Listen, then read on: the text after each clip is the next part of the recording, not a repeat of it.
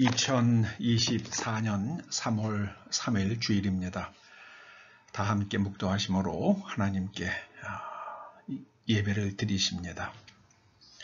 내가 들으니 보좌에서 큰 음성이 나서 이르되 보라, 하나님의 장막이 사람들과 함께 있음에 하나님이 그들과 함께 계시리니 그들은 하나님의 백성이 되고 하나님은 친히 그들과 함께 계셔서 생명수 샘물을 목마른 자에게 값없이 주리니 이기는 자는 이것을 상속으로 받으리라. 나는 그의 하나님이 되고 그는 내 아들이 되리라. 저희를 하나님의 자녀 만들어 주시려고 이 땅에 오신 우리의 왕 예수님, 우리는 주님을 주님이라고 부릅니다. 그러면서도 주님의 말씀에 올곧게 순종하지 못해서 죄송합니다.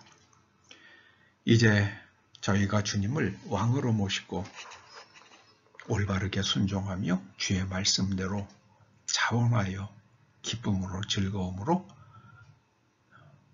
그 말씀을 따라 살게 하여 주시옵소서. 오늘 주일 예배를 드리는 동안 하나님께서 역사의 주인이시며 우리의 왕이시며 예수 그리스도 안에서 우리를 찾아오셨음을 깊이 깨닫게 하여 주시옵소서. 예수님의 이름으로 기원하옵나이다. 아멘. 오늘 하나님께서 우리들에게 주시는 말씀은 누가복음 23장 26절에서 38절까지의 말씀입니다. 말씀을 함께 봉독하십니다. 그들이 예수를 끌고 갈 때에 시몬이라는 구레네 사람이 시골에서 오는 것을 붙들어 그에게 십자가를 지워 예수를 따르게 하더라. 또 백성과 및 그를 위하여 가슴을 치며 슬피 우는 여자의 큰 무리가 따라오는지라.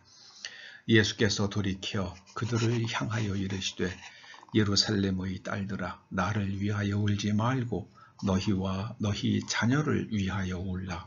보라, 날이 이르면 사람이 말하기를 잉태하지 못하는 이와 해산하지 못한 배와 먹이지 못한 젖이 복이 있다 하리라. 그때에 사람이 산들을 대하여 우리 위에 무너지라 하며 작은 산들을 대하여 우리를 덮으라 하리라. 푸른 나무에도 이같이 하거든 마른 나무에는 어떻게 되리요 하시니라. 또 다른 두 행악자도 사형을 받게 되어 예수와 함께 끌려가니라.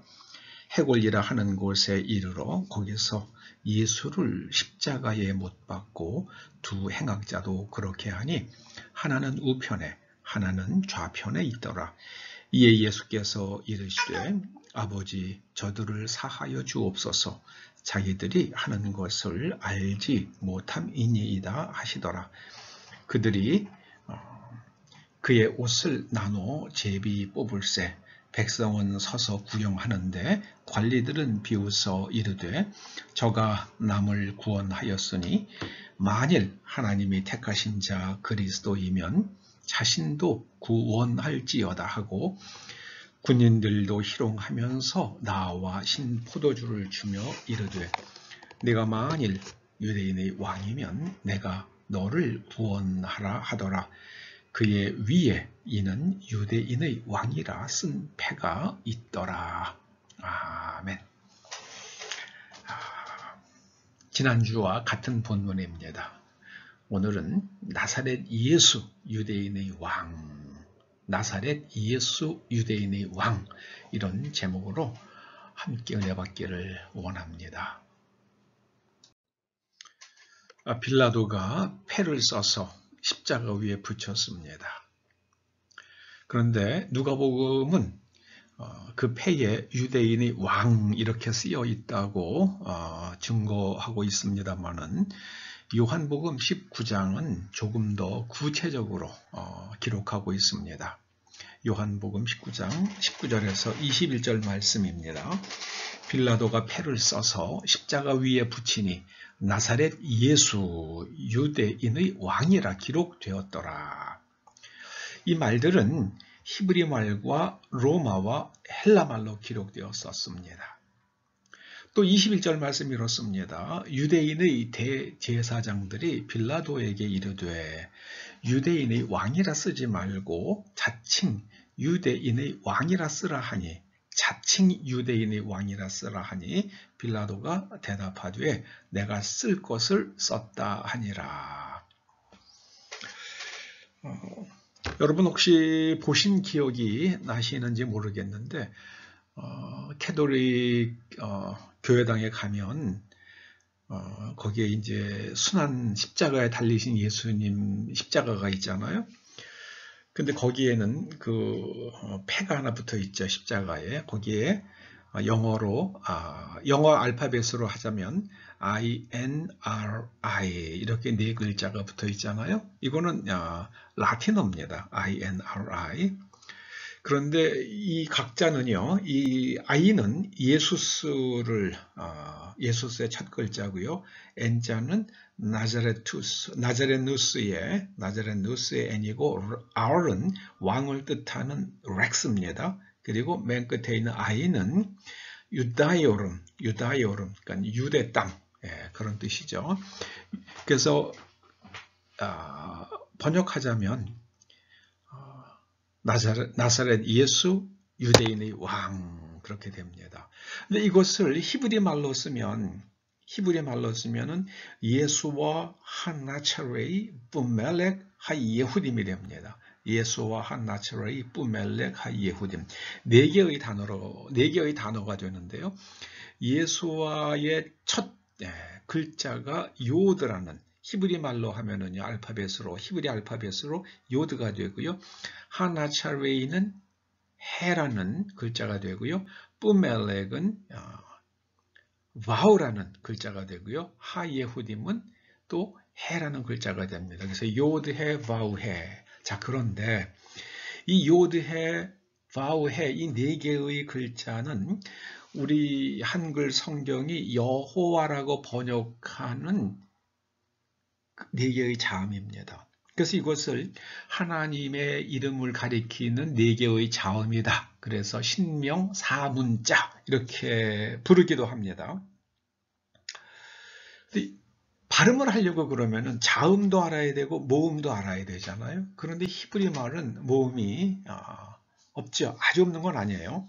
그러니까 이 요드해, 와우해만 가지고는 발음을 할 수가 없어요. 그게 안 됩니다. 그래서 8세기경쯤으로 기억이 되는데요. 그때에 한 그 수도사가 아도나이에 들어있는 모음과 요드해, 와우해를 합쳐가지고 야훼라는 발음을 만들어냈습니다. 그게 이제 영어 성경에서는 제호바라고 되고요. 그게 이제 우리가 알고 있는 여호와 발음이 되겠습니다. 근데 사실 정확한 건 모릅니다. 아무도 몰라요. 발음이 끊어졌어요. 발음의 전승이 끊어졌기 때문입니다.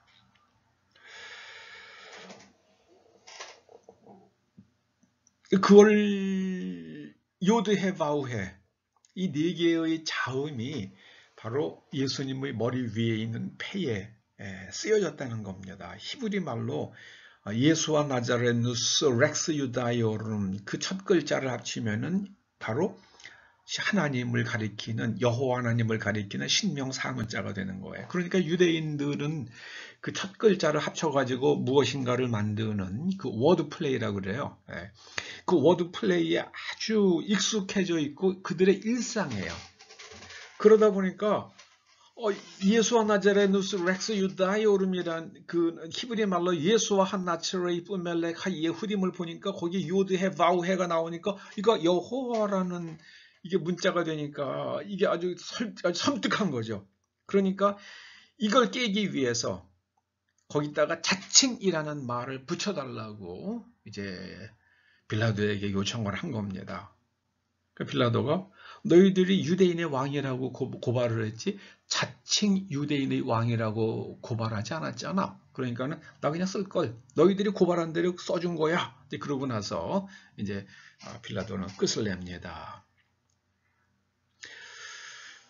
하나님은 우리를 찾아오셨는데, 이스라엘을 찾아오셨는데, 이스라엘 사람을 애굽에서 꺼내시면서 뭐라 그러시냐면요, 레위기 11장 45절입니다. 나는 너희의 하나님이 되려고 너희를 애굽 땅에서 인도하여 낸 여호와라.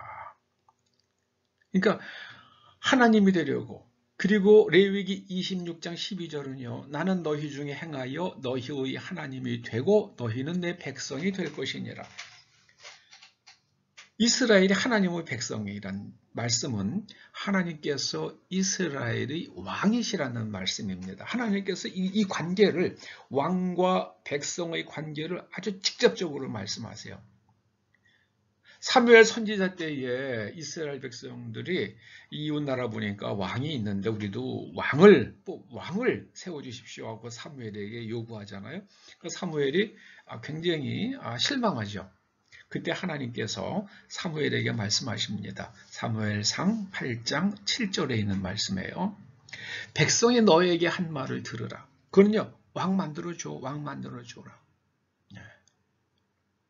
그 말씀입니다. 이는 그들이 너를 버림이 아니요 나를 버려 자기들의 왕이 되지 못하게 함이니라. 하나님께서는 말씀하시기를 내가 너희의 왕이라 그러셨어. 너희가 내 백성이라 말씀하시는 것은 내가 너희의 왕이다. 그러므로 너희는 나의 말에 절대 순종하라. 그 말씀을 하셨는데 이스라엘 백성들은 하나님의 말씀에 올곧게 순종하지 못하죠. 그 사사시대에 이스라엘 백성들은 자기의 소견에 옳은 대로 행동했죠. 성경 전체를 보면 하나님과 인간의 관계는 자발적 순종의 관계여야 한다는 것을 보여주고 있습니다. 저는 처음 성경을 읽으면서 제가 하와가 뱀의 말을 듣고 선악과를 먹으려고 손을 뻗을 때에 하나님께서 천사들을 보내셔가지고 그냥 손목을 딱 치셨으면은 그럼 깜짝 놀랐을 거 아니에요. 그러면서 하나님께서 내가 먹지 말라고 그랬는데 네가 그것을 먹으려고 하느냐라고 막 야단을 치셨으면은 그때 못 먹었을 거 아니에요. 그런데 하나님께서는 하와가 선악과를 따먹으려고 하실 때 그대로 그냥 두십니다. 그대로 두세요. 왜냐하면은요, 그렇게 손을 때리고, 그렇게 해서 그냥 만약에 입안에 지금 선악과가 들어가 있으면 양볼을 눌러가지고 선악과를 토하게 만들고, 이렇게 안 하세요. 하나님에 대한 순종은요, 억지 순종이 아니라 자발적 순종이어야만 그것이 진짜 순종이기 때문입니다. 무서워서 순종하는 거는요, 종이나 하는 일이지 아들은 그렇게 안 하잖아요. 성경 전체는 하나님과 우리의 관계가 우리가 하나님께 자발적으로 순종해야 하는 것을 말씀합니다. 이 자발적으로 하는 게, 스스로 하는 게 정말 중요합니다. 정말 중요해요.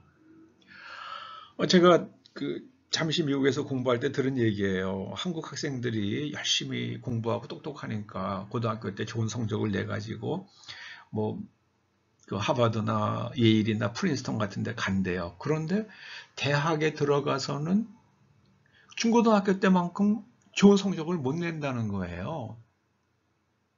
왜냐하면 중고등학교 때 그냥 어머니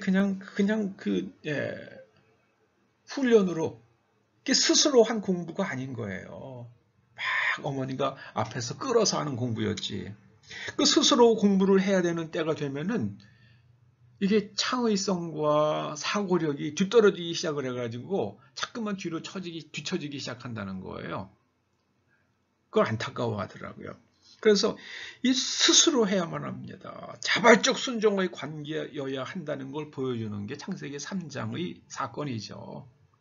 여러분, 하나님의 말씀을 들을 때에 무서워서 듣지 마십시오. 무서워서 순종하시면은 그거 다 소용없습니다. 그거 다 소용없어요. 제자훈련으로 유명한 어느 교회에서 그러더라고요. 제자훈련 열심히 시켰는데요. 제자훈련 안 하면은 임직장 못 되니까는요. 제자훈련 코스 다 밟고 그랬는데 그 사람들은 안 변하잖아요. 자발적이 아니기 때문에 그래요. 그거 안 하면 축에 못 들거든요. 그거 안 하면은 교회에서 인정 못 받거든요. 그러니까는 그냥 열심히 줄렁줄렁 따라가는 거지. 그 자발적으로 해야 되는 거거든요. 또 억지로도 하다 보면 자발적으로 되는 경우도 있겠죠. 그러나 성경은요, 하나님과 우리의 관계가 자발적, 순종의 관계여야 한다는 것을 보여줍니다. 여러분, 깊이 깊이 생각하시기 바랍니다. 여러분, 신앙생활 자발적으로 해야 됩니다. 자발적으로 하지 않으면요, 그건 하나님의 자녀가 아니라 그냥 노예예요, 노예. 채찍질 맞아가지고 하는 순종은요. 네.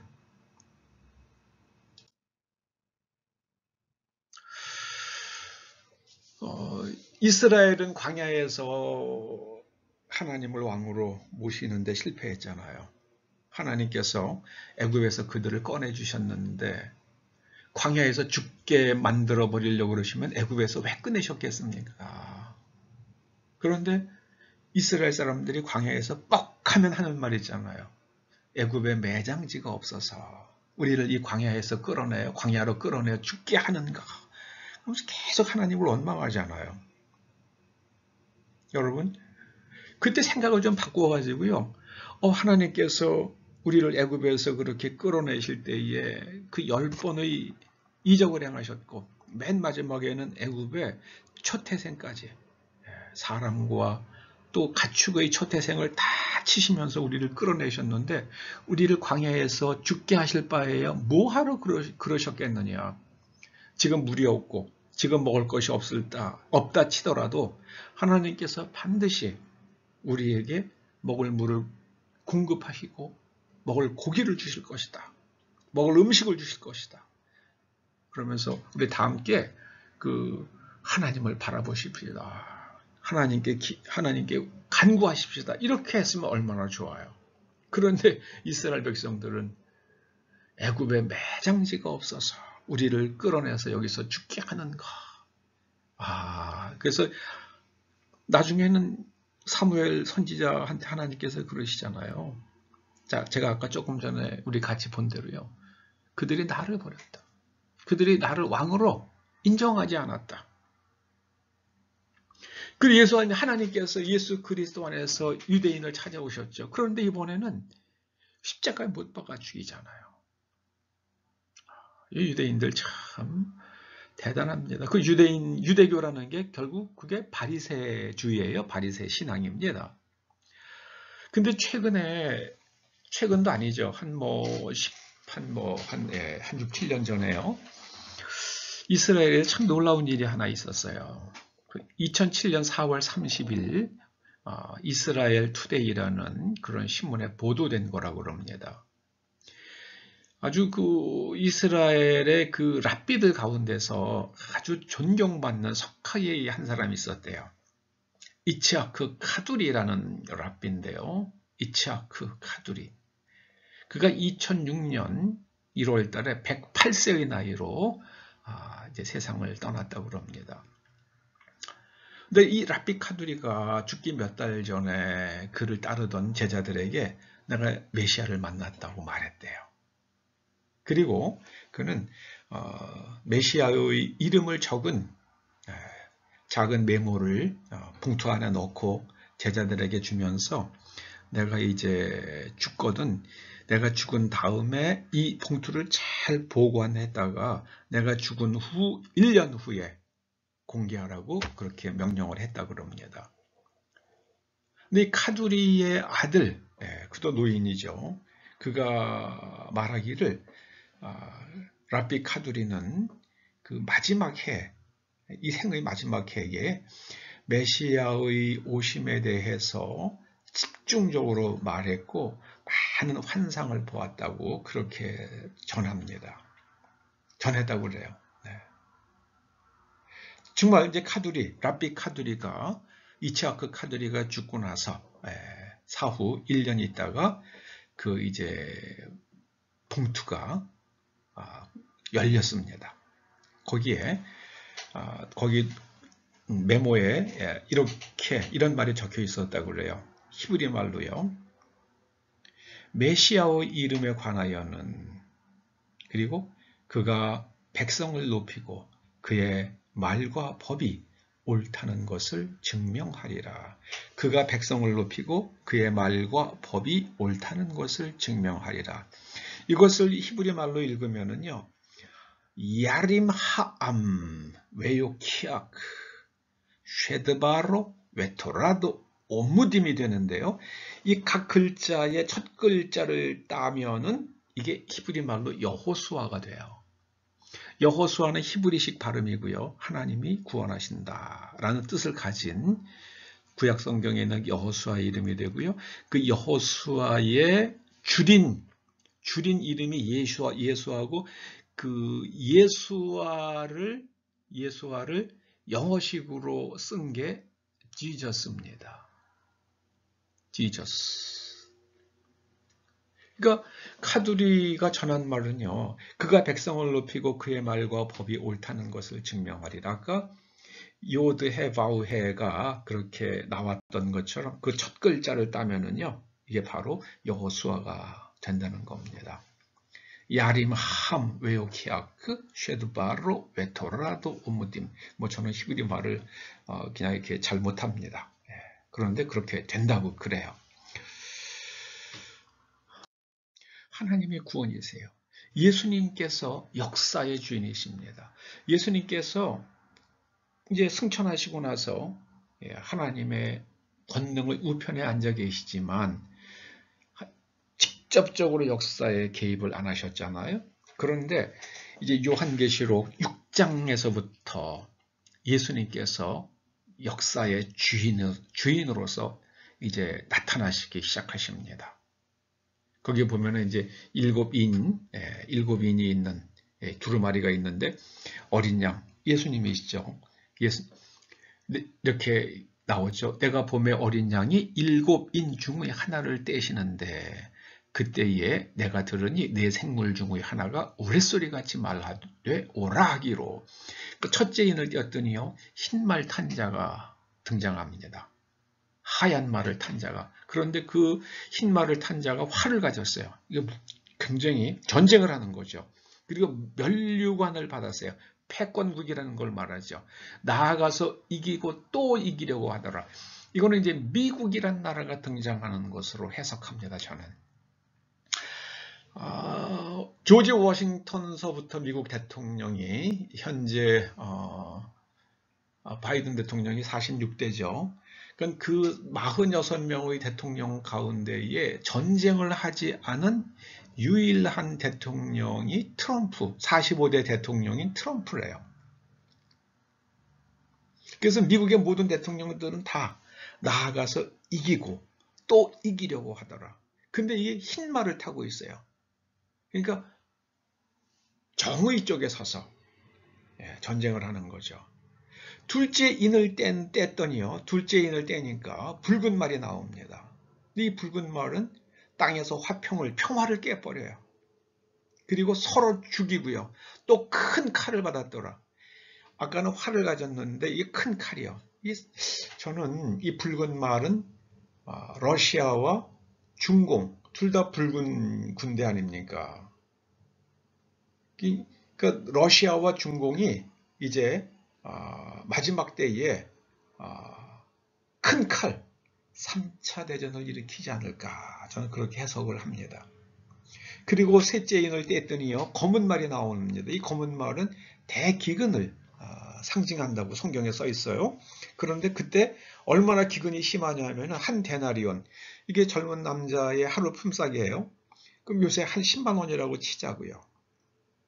한 데나리온의 밀 한 대라고 그러는데 이 한 대로 번역된 헬라어가 코이닉스예요. 코이닉스는 우리 요새 도량형으로는 한 1.2리터쯤 됩니다. 밀 1.2리터를 가지고 밀가루를 만들면은 이 식빵 몇 개나 만들 수 있을지 모르겠어요. 그러니까 식빵 한 줄에 이거 몇만 원 가는 시대가 오는 그렇게 된다는 겁니다. 여러분 구약 성경에도 보면 사마리아가 에워싸였을 때에 그냥 어마어마하게 음식이 비쌌잖아요.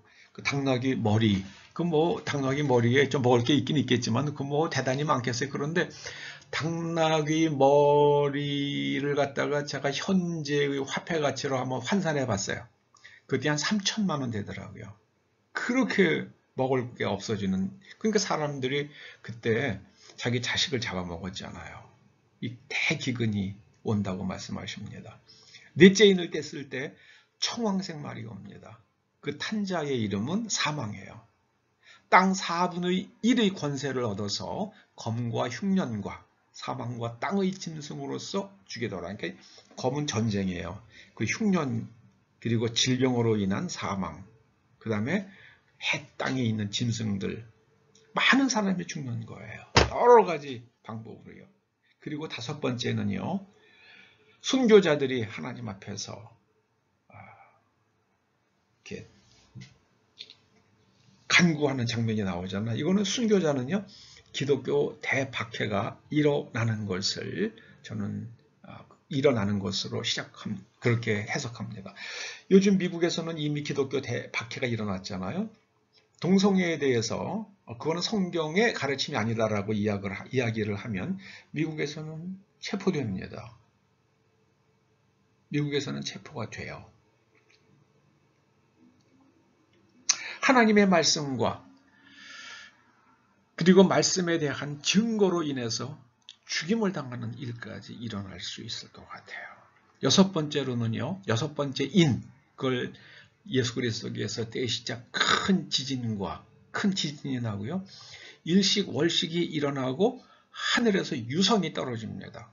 그러니까 유성이 그냥 무화과 열매가 떨어지듯이, 태풍에 무화과 열매가 떨어지듯이 떨어지니까 대기오염이 심각하게 일어나겠죠. 그리고 하늘은 종이축이 말리는 것 같이 떠나간다고 그러는데 이거는 오로라 현상을 가리킨다고 해석이 됩니다. 오로라 현상이요.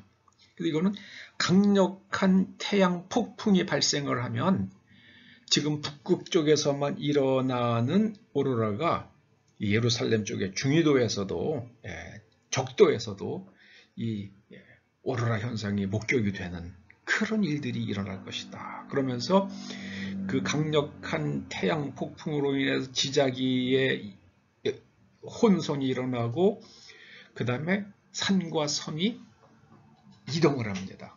대지각 변동이 일어나는 거죠. 그러면서 너무나 고통스럽고 힘들기 때문에 사람들이 산이야 산아 우리에게 무너져라. 그러니까 차라리 죽는 게 낫겠다 그런 말이죠. 차라리 죽는 게 낫겠다. 여섯 번째 인 떨어질 때 그런 일들이 일어난다고 그럽니다. 일곱째 인을 떼시니까 단 위에 있는 불을 담아다가 땅에 쏟으십니다. 단 위에 있는 불이요. 얼마나 뜨거워요. 번제단 위에 있는 불, 그 뜨거운 불이요. 뇌성과 음성과 번개와 지진이 일어납니다. 이거는요, 저는 용암이 솟는 것 같아요. 온 천지사방에서 그냥 용암이 솟구치고요. 그러면 그게 완전히 여기저기서 용암이 솟구치는 일들이 일어난다. 그렇게 해석이 됩니다. 그리고 일곱 나팔이 시작이 되죠. 첫 번째 나팔을 천사가 부릅니다. 그랬더니 피 섞인 우박이 떨어집니다. 피 섞인 우박이란 거는요, 우박에 피가 섞일 수는 없잖아요. 그러니까는 거기에 붉은 먼지가 섞여 있는 우박, 뻘건 우박이 또 왜 그렇게 될까요? 아까 보면은 대기 오염이 심각하게 일어났잖아요. 그것에 우박이 떨어지니까 피 섞인 우박이 떨어지는 것처럼 보일 것 같아요. 그리고 땅의 3분의 1이 불탑니다. 아까 보면은요, 단위의 불을 담아다가 땅에 쏟으니까는요, 땅이 불타죠. 대화재들이 여기저기서 일어납니다.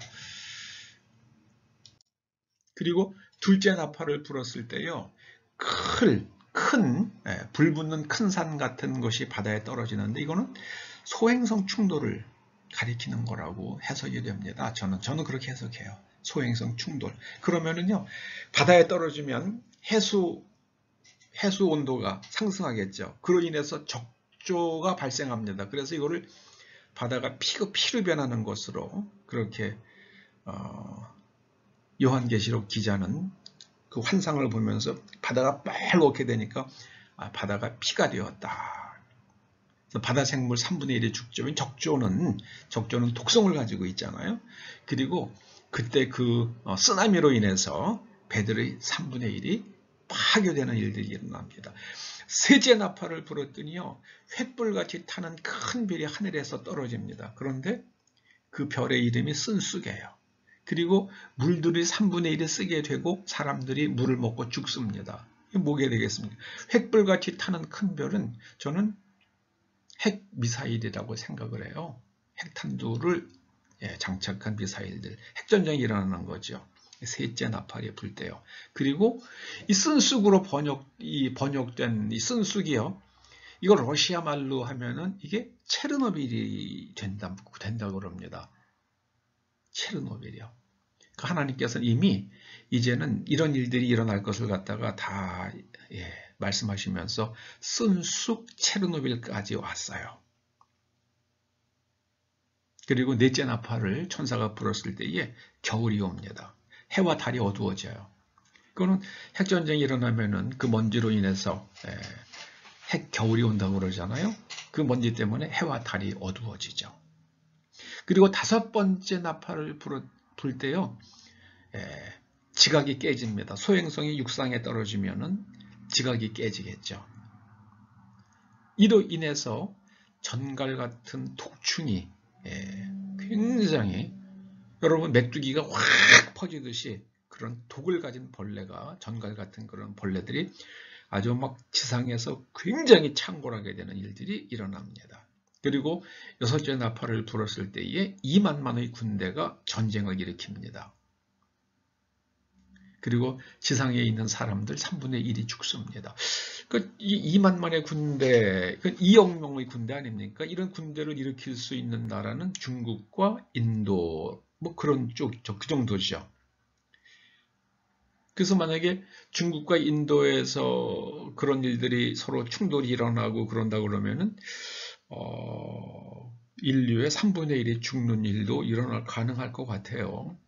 일곱째 나팔을 불었을 때에 하늘에서 큰 음성이 들립니다. 그 음성에 어떤 말씀이 담겨 있냐면요. 요한계시록 11장 15절과 17절입니다. 세상 나라가 우리 주와 그 그리스도의 나라가 되어 그가 세세토록 왕노릇하시리로다. 그리스도께서 우리 주와, 우리 주는 여호와 하나님이에요. 그리고 그 그리스도는 예수님을 뜻하죠. 우리 하나님과 예수님이 모든 나라의 왕이 되셔서 세세토록 왕노릇하시리로다. 그래서 17절 말씀합니다. 옛적에도 계셨고 지금도 계신 주 하나님 곧 전능하신 이요 친히 큰 권능을 잡으시고 왕노릇하시도다. 유대인들은 예수님을 유대인의 왕이라고 고발을 했단 말이에요. 그런데 빌라도는 그 유대인의 왕 앞에다가 나사렛 예수라는 말을 씁니다. 그걸 합쳤더니요, 여호와 하나님이 돼요. 여호와 하나님이. 이런 놀라운 일이 있을 수가 있겠습니까? 여호와 하나님이 됩니다. 그리고 이제 예수님께서 직접 이제는 역사에 개입하셔서 인을 떼시면서 그동안 감추어져 있던 하나님의 섭리가 이제는 열려지기 시작할 것입니다. 그럴 때에 우리는 노아를 기억해야만 합니다. 노아는 하나님의 말씀을 듣고 홍수로 심판하신다는 말씀을 듣고 하나님의 지시를 받아서 방주를 만들잖아요. 그게 한 15,000톤급의 배를 만듭니다. 그래서 자기의 가족과 그리고 많은 동물들의 목숨을 보존합니다. 이제 이런 일들이 일어날 때에 주님께서 이걸 먼저 가르쳐 주시는 이유가 뭐겠습니까? 반드시 일어나니까 여기에 대해서 너희의 지혜를 다해서 하나님께서 주시는 그런 영으로 지혜를 받아서 거기에 대비하라. 그런 말씀 아니겠습니까? 예수님께서는 2000년 전에는 십자가에서 힘없이 죽으셨지만 이제는 다시 오십니다. 랍비 카두리가 얘기한 대로요. 그는 메시아의 이름을 들었습니다. 여호수아, 예수와 지저스, 그분이 유대인의 왕이실 뿐만 아니라 온 인류의 왕이시고 그리고 우주의 통치자십니다. 여러분, 예수님의 말씀에 억지로가 아닌 자발적으로 주님을 사랑하기에 자발적으로 그것이 좋아서 예수님의 말씀이 너무 좋아서 그대로 사는 그런 사람들 되시기를 주의 이름으로 축원합니다.